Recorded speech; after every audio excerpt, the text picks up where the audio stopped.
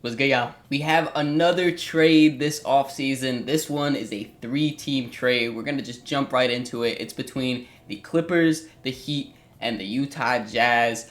To make this as simple as possible, I'm just going to say what each team is receiving in this trade. The Clippers are getting John Collins. The Heat are getting Norman Powell. And then the Utah Jazz are getting salary filler of Kyle Anderson, Kevin Love, as well as a second-round pick from the Los Angeles Clippers in 2027. I want to start by talking about this trade from the Clippers' perspective, and it's a little bit weird for them because as soon as this trade happened, there were rumors starting to spread that they were interested in Bradley Beal if he got bought out of his contract. I'm not 100% sure if that's going to happen because from my understanding, Phoenix, they are not allowed to buy him out. They have too much salary dedicated to buyouts. So what they would have to do is trade him, and then that team would have to buy him out. And then I guess the Clippers are the favorite to sign him. I don't know. I'm not going to go too far down that rabbit hole because all of that is unofficial right now. But just keep that in the back of your mind when I'm talking about the Clippers. I do like this trade for the Clippers, though, because essentially they gave up Norman Powell, who's coming off a fantastic year, career year last year. They kind of are selling high on him, I guess, trading him out, also attaching a second-round pick, and then they're getting John Collins, who I honestly think he starts for them. He kind of gives them something that they don't have on this roster right now, and that is a true power forward. A lot of the forwards on this team are more suited to be small forwards in my eyes. You know, like Kawhi Leonard, he would run power forward sometimes for them.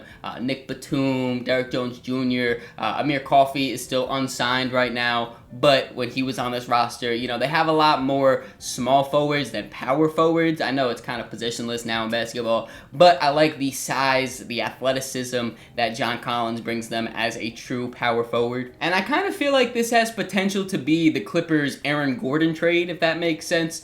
You know, Aaron Gordon, before he went to the Nuggets, he was solid, you know, good NBA player on the Magic, but he really kind of transformed his role and really bought into being one of the best role players in the league. And then we saw him and the Nuggets go on to win a championship. I'm not saying John Collins is going to do all of that and become one of the best role players in the league, but I could see him being a way more impactful player than we have ever seen in his career, just because he's kind of fitting into a spot and they're kind of, he's molding around them, and you know, it's kind of cut and clear what the Clippers want him to do. I'm sure he's going to run a lot of pick and roll. He's going to be a great lob threat as, you know, a super athletic, jump out the gym type of guy.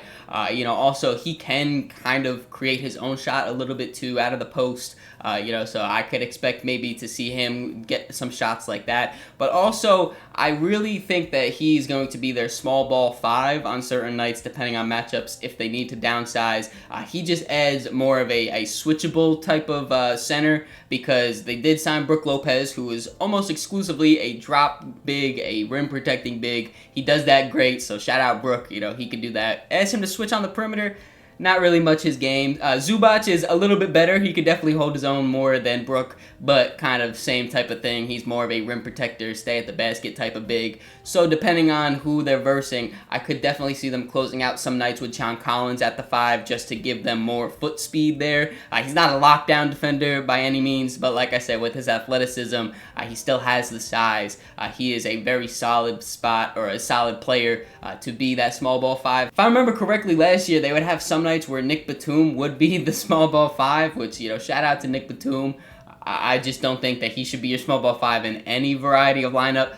John Collins kind of solves that issue for them. So when you look at this Clippers team, I mean, their starting lineup would look something like James Harden, Kawhi Leonard, John Collins, Zubac. I'm not too sure what that 5th starter would be, whether that's Bogdan Bogdanovic or Derek Jones Jr., Nick Batum, maybe.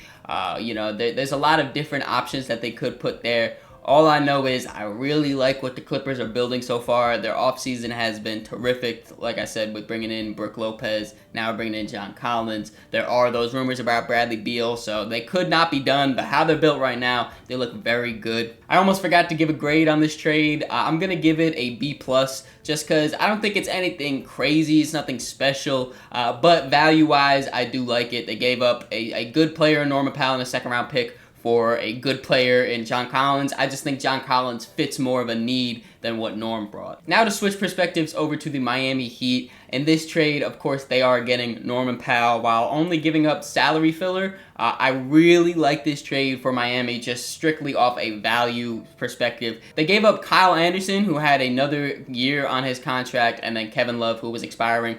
Both of these guys, no disrespect to either of them, they're on the tail end of their career. That's no secret.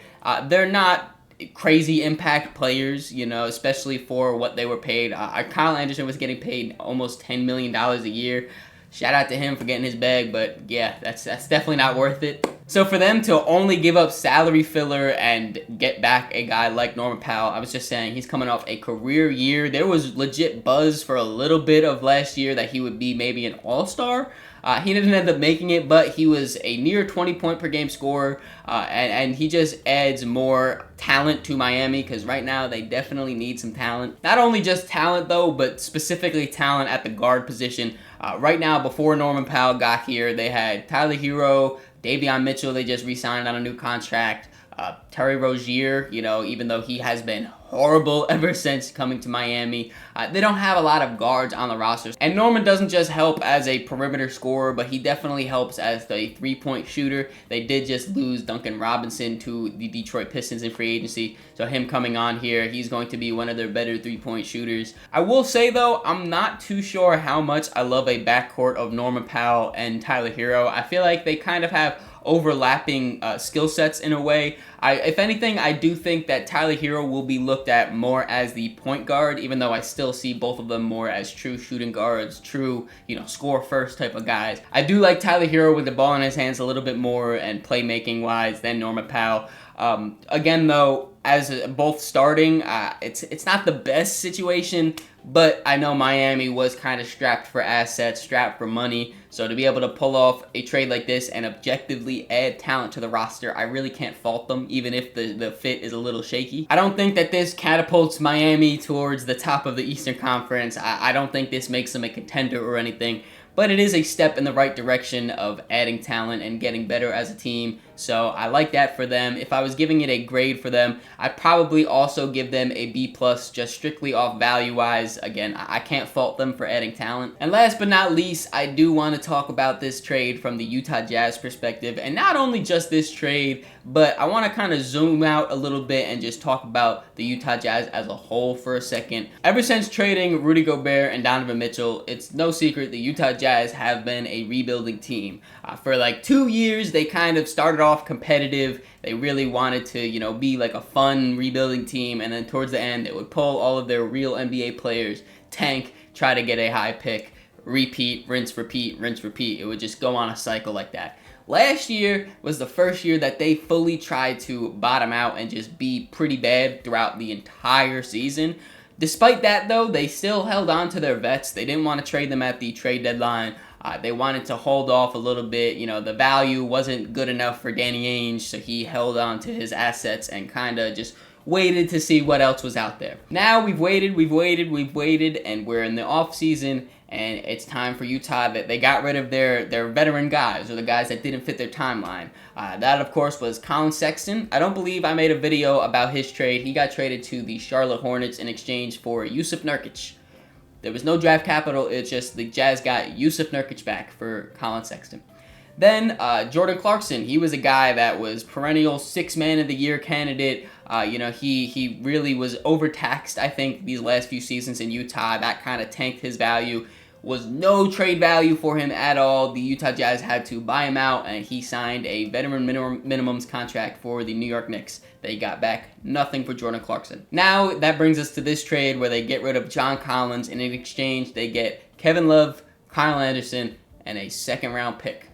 That is it. So, for those of you who are following along at home, that is Colin Sexton, Jordan Clarkson, and John Collins in exchange for Jusuf Nurkic, Kevin Love, Kyle Anderson, and a second-round pick. It doesn't take a genius to realize that is not good asset management at all. I'm talking about John Collins here, like he's going to probably start for the Los Angeles Clippers, who I could see making a deep playoff run in a super stacked Western Conference. He was just sitting on your roster, and you got back damn near nothing. You got back a second-round pick and salary filler. Colin Sexton is a guy that can contribute to winning. I don't care what you think about him. He is a defender. He is a playmaker. He can score the ball. He is a good basketball player, and you got back Yusuf Nurkic for him. And I know the Jordan Clarkson contract was not perfect at all. He was probably overpaid for what he gives you on his previous contract, and now that he's on a minimum, his value just skyrockets. You still probably could have got something for him last year or the year before that. You know, it's just, again, asset management is not the best here for the Utah Jazz. I just had a full video where I talked about it, the entire length of the video about the Chicago Bulls and how bad their asset management has been. This right here, Utah, I mean, it definitely does not look good. There's already reports that Kevin Love and Kyle Anderson probably both are getting bought out, so there's not really anything to look at from that perspective from Utah. It's really just a second-round pick and the salary dump that you're getting here. You know, if I'm giving it a grade, I guess I'm going to give it a C- just because, again, the asset management, it's not the best at all. What do you guys think, though? Let me know in the comments below who you think won this trade. Was it Miami? Was it Clippers? I'm not even giving you an option to say that Utah won it. But out of those two teams, who do you think won? Hope you guys enjoyed this video. If you did, make sure to leave it a like. Subscribe so you don't miss the next one. In the description, there's links to all my social medias, so make sure you follow me on all those to keep up to date with me. Catch y'all.